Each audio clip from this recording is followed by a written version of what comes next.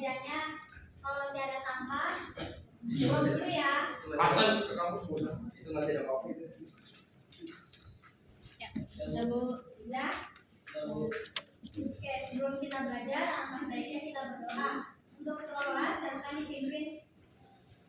Ya teman-teman, sebelum kita membaca doa, sebelum kita memulai pelajaran, alangkah baiknya kita membaca doa.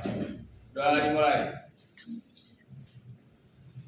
Doa selesai. Bacain dulu ya. Nurul Fauzia, hadir Bu. Hari Rahma, hadir Bu. Bisa Faiko, Hadir Bu. Anissa Salsabila, Hadir. alhamdulillah semuanya hadir. Oke, sebelum masuk ke pembelajaran kita, Ibu akan mengulas materi sebelumnya. Ada yang masih ingat materi minggu lalu kita membahas tentang apa?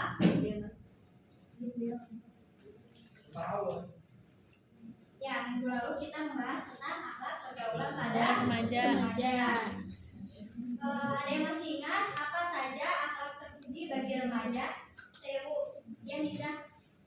Mengajak ukhuwah, meningkatkan wawasan keilmuan, toleransi, bijak dalam bermedia sosial. Ya, bagus. Lalu bagaimana cara membiasakan akhlak terpuji bagi remaja? Ada yang bisa?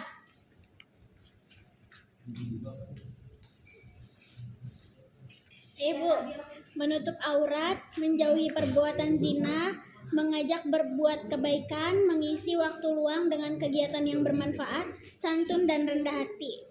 Ya, benar. Jadi dengan cara menutup aurat, menjauhi zina, dan juga mengisi waktu luang dengan yang bermanfaat. Oke, sekarang kita masuk ke materi yang akan kita pelajari, yaitu mengenai menghindari akhlak tercela. Dari pembahasan kali ini, Ibu harap kita semua dapat bertanggung jawab dan juga peduli terhadap sesama. Nah, untuk sistem pembelajaran kali ini nanti Ibu akan membagi kalian beberapa kelompok. Lalu Ibu akan memberikan kata kunci pada kalian, dan kata kunci tersebut kalian membuat sebuah kalimat ya. Oke, kita lanjut. Di sini kita akan membahas 3, yaitu pertama mengenai isrof, yang kedua tanzir, dan yang ketiga bakil. Yang pertama, isrof. Secara bahasa, isrof itu berasal dari bahasa Arab, yaitu asrofa yusrifu isrofan, yang artinya bersukaria sampai melewati batas. Nah, isrof ini bisa disebut sebagai melewati batas penggunaan yang benar, namun melewati batas kebenaran namun melampaui batas. Di sini ada dasar larangannya, terdapat dalam Quran surah Al-A'raf ayat 31 yang bunyinya Bismillahirrahmanirrahim. Ya bani Adam khudhu zinatakum 'inda kulli masjidin wa kulu washrabu wa la tusrifu innahu la yuhibbul musrifin. Wahai anak cucu Adam, pakailah pakaianmu yang bagus kepada setiap memasuki masjid. Makan dan minumlah, tetapi jangan berlebihan. Sungguh Allah tidak menyukai orang yang berlebih-lebihan. Nah, dari ayat ini dijelaskan bahwa Allah sangat melarang kita untuk menghambur-hamburkan, untuk boros. Nah, di dalam larangan tersebut itu pasti ada mudaratnya bagi manusia. Oleh karena itu, Allah memerintahkan pada kita untuk hidup dengan sederhana.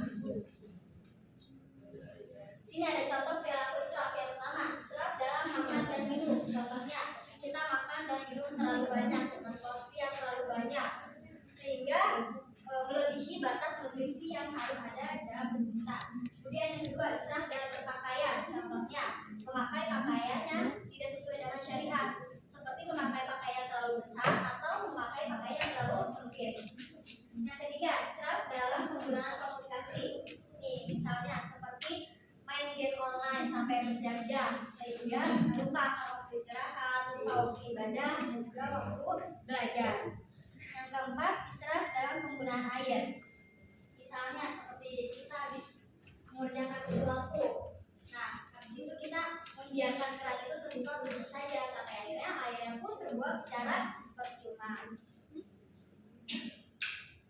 Yang kedua, tafsir secara bahasa, yaitu berasal dari bahasa Arab, badaro yubadiru tadbirot, yang artinya suatu perbuatan menghambur-hamburkan harta. Tafsir ini bisa disebut dengan menghamburkan harta namun untuk sesuatu hal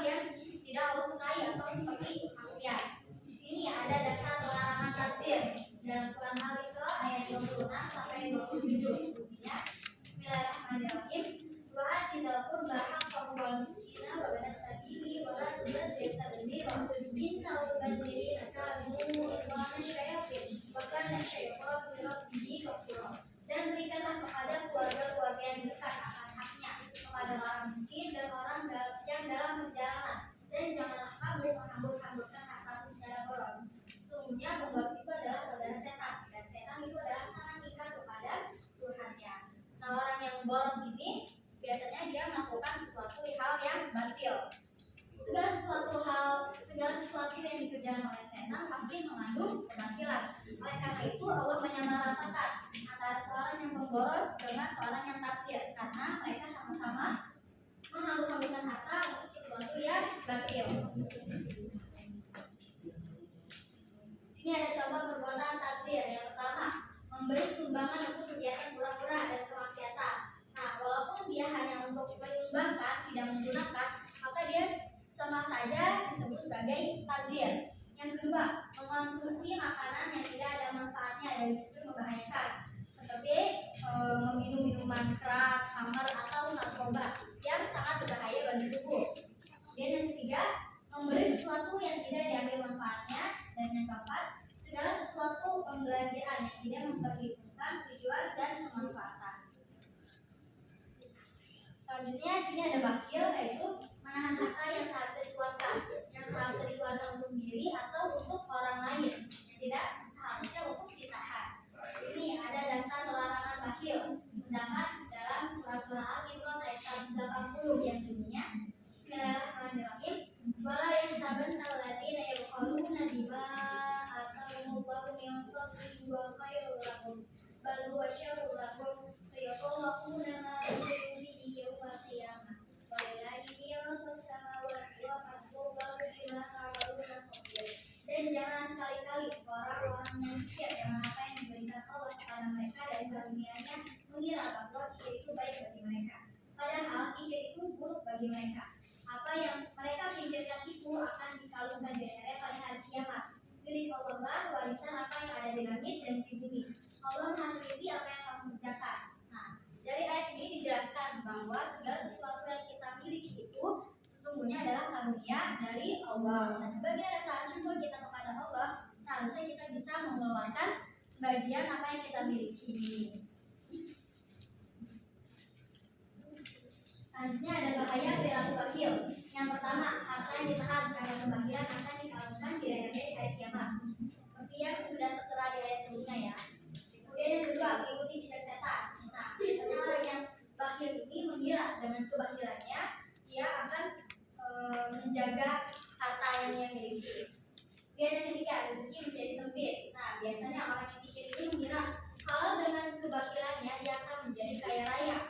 Namun sesungguhnya itu tidak. Hidupnya akan menjadi sempit, dia akan merasa jiwanya sempit, dia akan merasa kekurangan dan selalu merasa tidak puas atas apa yang telah dia miliki. Sampai di sini paham? Paham, Bu. Insyaallah. Oke, sekarang Ibu akan membagi kalian 4 kelompok. 4 kelompok. Nah, kemudian di sini Ibu ada 3 amplop. Di masing-masing amplop ini ada kata kunci yang berbeda-beda. Nanti kalian membuat sebuah kalimat dari kata kunci yang ada di dalam ini ya. Ya, betul. Untuk kelompok pertama, Firya.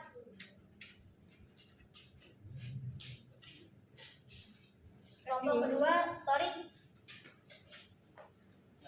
Yang ketiga, Hajar.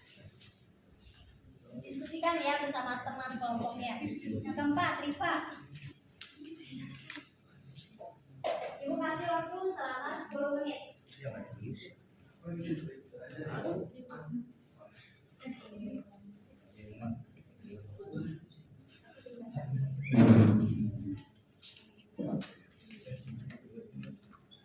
waktunya sudah habis. Silakan untuk perwakilan kelompoknya mendiskusikan hasil yang tadi sudah didiskusikan. Untuk kelompok pertama siapa? Iya, Bu. Ya, silakan. Kata kuncinya apa aja? Kata kuncinya itu, maaf ya Bu, setan Bu.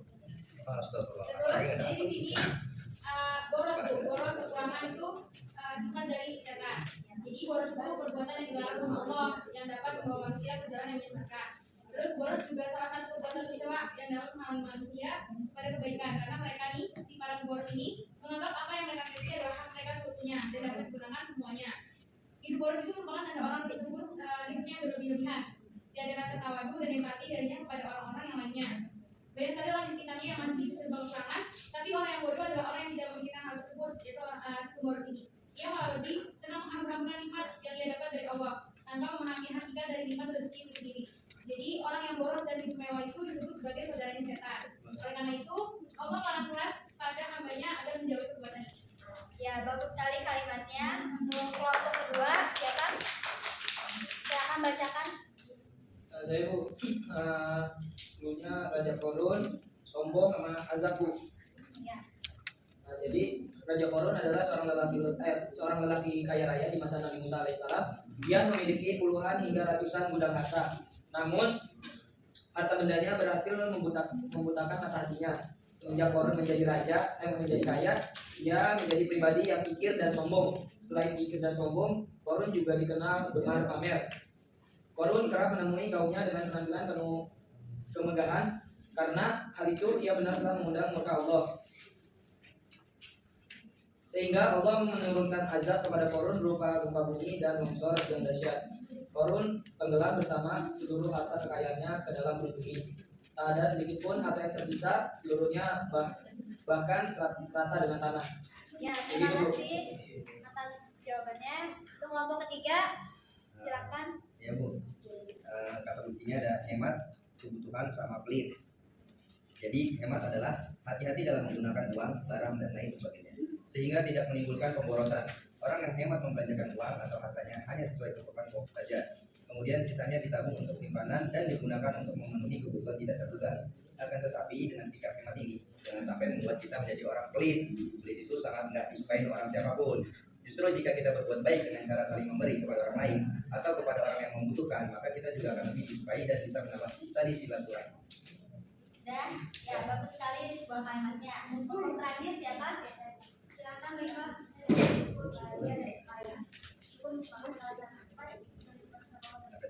Itu Allah pasti akan membalas setiap amalan kebaikan yang dilakukan oleh orang banyak, tanpa luput satu orang pun dan tanpa kelewat satu amalan pun. Selalu bersyukur kita supaya kita menjadi seorang muslim yang selalu bersyukur kepada Allah. Dengan bersyukur kita akan mendapat akhirat. Kamu tidak akan senang oleh apapun yang terjadi walaupun dengan sehat. Ya, terima kasih Pak. Mungkin sebenarnya sudah mengerti semua ya. Sampai sini ada yang ingin bertanya? Saya mau bertanya Bu, Ya Dea, tanya apa? apa perbedaannya israf dan taksir? Ya, pertanyaannya bagus ya, perbedaan israf dan tabzir. Nih, kalau israf ini mengeluarkan harta dengan sesuatu yang benar, tapi dia menggunakan hartanya terlalu berlebihan. Nah, kalau tabzir ini dia mengeluarkan harta untuk sesuatu yang tidak Allah suka, seperti untuk sesuatu sebuah maksiat. Nah, itu perbedaannya. Gimana dia sudah mengerti? Ada lagi yang ingin ditanyakan? Sudah paham semua? Oke. Sekarang ada yang bisa menyimpulkan pembahasan kita kali ini? Ayo Bu, Ya Indah, silakan. ya kesimpulannya bakhil adalah sifat tercela dan kadang-kadang sampai pada dosa. Itu termasuk satu penyakit hati karena terlalu cinta pada harta sehingga tidak mau bersedekah. Sedangkan kikir adalah sifat seseorang yang amat tercela dan hina. Tidak hendak mengeluarkan harta yang wajib dikeluarkan baik dalam ketentuan agama seperti zakat, nafkah, keluarga, atau menurut ketentuan kemanusiaan seperti sedekah, infak, dan hadiah. Ya Indah, terima kasih. Nah, jadi Ibu akan menambahkan kalau itu sangat melarang kita untuk mengeluarkan harta, untuk mencari harta dengan sesuatu yang batil, dan Allah juga melarang kita untuk menggunakan harta dengan boros. Sampai sini paham semua? Paham. Ada lagi yang ingin ditanyakan? Tidak ada. Tidak ada ya. Kalau nggak ada, ibu yang akan bertanya. Ibu akan bertanya, mengapa Islam melarang perilaku berlebih-lebihan? Ada yang tahu? Saya Bu, Ya, dulu apa? Islam menganjurkan umatnya untuk tidak berlebih-lebihan atau melampaui batas dalam setiap tindakannya. Berlebih-lebihan merupakan sikap tercela karena tidak akan mendatangkan kebaikan bagi pelakunya, juga buruk di mata orang lain. Ya, bagus